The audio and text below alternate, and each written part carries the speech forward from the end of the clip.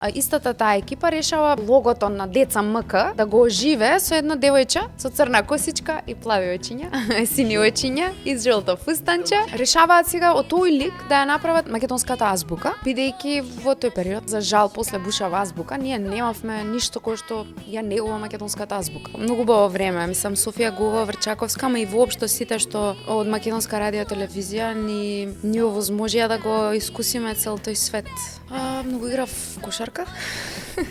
Мислам дека ќе бидам НБА, Woman НБА. Од Slippery People на Викторија Рангелова, која што патем се работиме заедно. Ние имаме уметнички порив, така сакаш да создаваш, сакаш да креираш. Не треба да чекаме на тацна да не се случуваат работите. Било репер да ги погледнам, да речеме, особено филмските награди, околу кои што мислам дека е направена многу голема фама. Мислам дека е уште еден аспект на тоа како да се промовира гледањето. Мислам дека наградите имаат најмногу функција за да се промовираат филмовите да бидат гледани. Не се репер за тоа дека е добар филмот, колку за да биде гледан. Паралелно имав аплицирано и за стипендија во Турција, учев и турскиот јазик. И при тој ги информирав директорите дека сега во моментов е неизвестно. Тогаш играв во првата представа на театар комедија всушност, Ах, љубов моја неверна, во режија на Коле Ангеловски.